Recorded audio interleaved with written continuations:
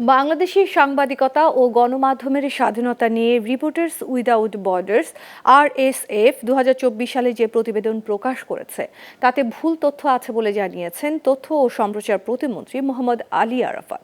বিকেলে সচিবালয়ে নিজ দপ্তরে ইতালির রাষ্ট্রদূতের সাথে বৈঠক শেষে তিনি কথা বলেন। বৈঠকে ইতালির রাষ্ট্রদূত অনুপ্রবেশের ক্ষতিকর দিক তুলে ধরে বাংলাদেশি নাগরিকের সচেতনতা বাড়ানোর আহ্বান জানান। বিস্তারিত জানাচ্ছেন তরুণ বেগী।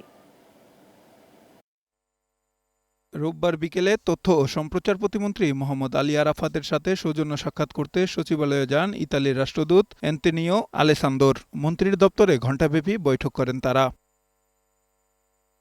বৈঠক শেষে ইতালির রাষ্ট্রদূত জানান, অবৈধ অভিবাসীদের বিষয়ে কথা হয়েছে। অনুপ্রবেশের ক্ষতিকর দিকগুলো তুলে ধরে বাংলাদেশি নাগরিকের মাঝে সচেতনতা বাড়ানোর আহ্বান জানান তিনি। Discuss with the minister is to inform correctly the public about the danger, the risk of going to attempt to go to Europe illegally. So this is the main suggestion that I make. আর তথ্যমন্ত্রী বলেন, সামাজিক যোগাযোগ মাধ্যমে অপতথ্য ভুয়া নিউজের ফাঁদে পড়ে জনগণ অবৈধভাবে ইতালি যাওয়ার সিদ্ধান্ত নেয়। এই অপতথ্য প্রতিরোধে ইতালির সহায়তা চান তিনি।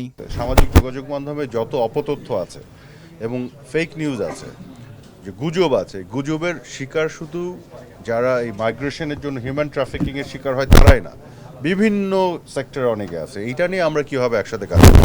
সম্প্রতি প্রকাশিত গণমাধ্যমের অবস্থা নিয়ে RSF এর সূচক প্রসঙ্গে তিনি বলেন, RSF এর র্যাঙ্কিং করার উদ্যোগকে স্বাগত, তবে তাদের সূচক নির্ণয় প্রক্রিয়া দুর্বল, সঠিক তথ্য তুলে ধরতে পারছে না। আপনি ধরেন 10-12 জন লোককে একটা করে তার একটা মতামত নিলেন, নিয়ে একটা র্যাঙ্কিং করে দিলেন, তাহলে এটা তো গোটা দেশের চিত্র হতে পারে না, এটা ওই মানুষগুলোর মতামত হতে পারে। তো আপনি এই মতামতগুলি কার কাছ থেকে নিচ্ছেন, কতজনের কাছ থেকে নিচ্ছেন, সেখানে কারা আছে, এটার কোনো স্বচ্ছতাও সেখানে নাই পদ্ধতিতে।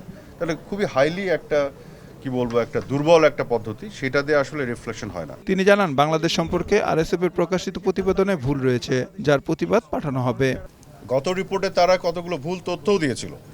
6 জনের কথা বলেছিল যে তারা নাকি ডিটেনশনের শিকার হয়েছিল। আমরা যখন রেফারেন্স দিয়ে চিঠি দিয়েছি যে না এটা ভুল, তারা কোথাও ডিটেনশনের শিকার হয়নি, তখন তারা এটা সরিয়ে ফেলেছে। এরপরে আবার যে 6 জনের নাম ঢুকিয়েছে সেখানেও ভুল আছে, সেটাও আমি তাদেরকে উত্তর দিব। তরুণ বেগী, গ্লোবাল টেলিভিশন, ঢাকা।